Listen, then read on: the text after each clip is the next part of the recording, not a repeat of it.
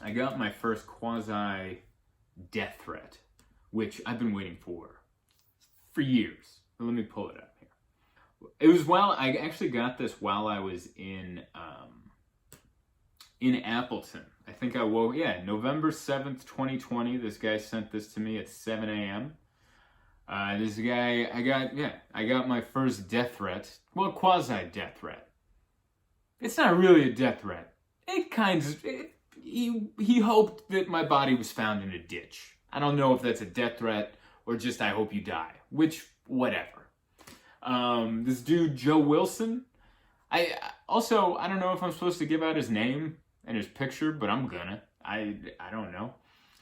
This dude, I woke up to this message. He says, "You should stay out of American things and America. I hope to read about your body found in a ditch one day." And then that was it. That was the whole message. And this is the part I don't like. He blocked me. So I couldn't even respond. Dude, don't you want to hear my response after you wished me death? What if, we could keep it going and you could send a few more barbs my way? I don't get it. I had a few ways I wanted to respond. Genuinely, the way I initially wanted to respond was go, "Hey, are you in Appleton?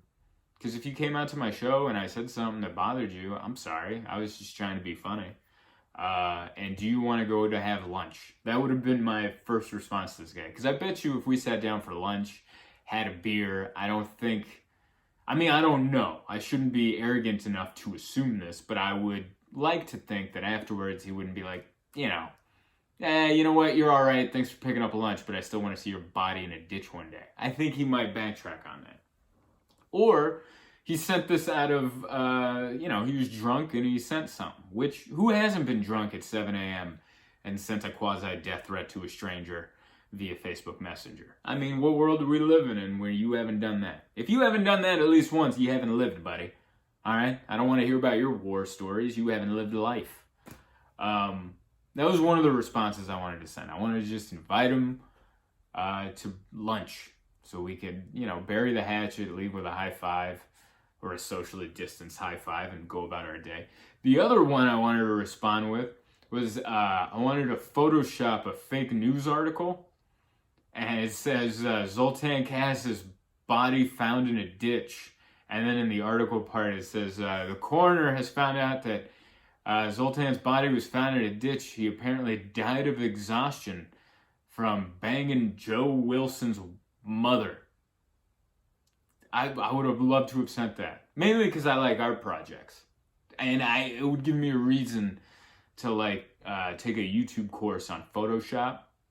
And then I could build the article and it would, give me something to do while I was on the road in Wisconsin, stuck in a hotel room.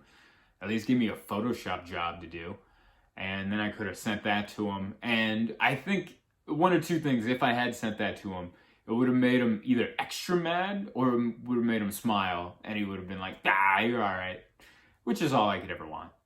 But anyway, if anyone knows Joe Wilson, if anyone knows this guy or has a way to contact him, let him know I said sorry. I don't know what I did to make him so upset.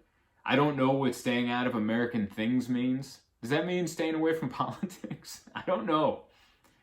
I don't know what I did. Maybe I didn't trash football. I don't know. I like Cowboys, not the football team, but actual Cowboys, Westerns. I'm into them. Who hasn't watched Shane and enjoyed themselves? Great Western, by the way. Go watch that. But tell him I said hello. And I don't know where he lives. I'm assuming he lives in Wisconsin, but I don't know that for a fact. Tell him lunch on me. We can hang out. I think. And that's two good things. One, either I'll change his perspective on wanting to find my body in a ditch, or two, it gives him the perfect opportunity to put my body in a ditch. Which, hey, I'd rather not die at 33, but I've done enough. What else am I supposed to do? I have two specials on YouTube that people seem to have enjoyed. I got a couple albums out. I've been married and divorced. I got a chubby cat that I treat like a daughter. I've lived a full life. I mean, I'd rather not you take me out, but you know, if you had to. Like if someone put a gun to my head and be like, what else do you have left to accomplish? I'd be like, I mean, there's a lot left to accomplish, but if the question is, will I accomplish those? I can't just look you in the eye and be honest and go, absolutely. I think I could win this guy over. I take it as a personal challenge. I could win Joe Wilson over. 2 beers. At the very least, not win him over fully. I'm not saying we're going to be best friends and sending each other Christmas cards and high-fiving each other all the time. I'm just mean like he'll be like, I don't want your body in a ditch. Or if your body is in a ditch, I hope it's a nice ditch. I hope it's on a major freeway where it will be found easily, and then we can erect some kind of monument in memorializing your body in the ditch. I hope there's more death threats. I kind of do, because death threats mean like you're getting more well known. That's the kind of way I take it, you know? Like there's a few things in the entertainment business that lets you know your stock is rising. Like one of the things, like once you get the blue check mark on Twitter or Instagram, which I don't have that, that's like a level, right? And then there's like the level of like when famous people start following you. Like Jim Gaffigan followed me on Twitter, which is like my proudest moment on social media. So that's pretty neat. He has the blue check mark and he's one of the funniest people on the planet. And then death threats, right?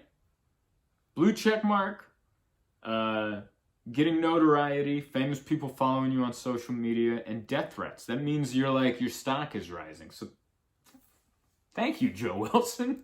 And please don't send him anything mean. Just, you know, just tell him I said hello. That would actually be funny. If someone actually knows this guy and they're just like, hey, Joe, I heard from Zoltan. He just wanted to let you know that he says hello. And then tell him about the idea about the fake article where I died of exhaustion from banging his mom. I think he'd get a crack out of it. I think he'd smile. I think he'd get a little chuckle, a little how do you do out of it. I believe. I don't know. Maybe I'm too optimistic. Maybe I'm reading people wrong. Maybe this guy, maybe that would send him over the edge and he buys a one-way ticket to San Diego with just a tank of gasoline and a hatchet, and then he shows up at my studio apartment to take me out. I don't know. Then I'm going to have to devise like a Home Alone escape situation where like I have to set up that painting of my face like in another part of my studio so he thinks I'm over there, and then I could dive out of the bathroom window with Jessie Cat under my arm. We gotta hightail it, sweetheart. We got a lunatic on our heels.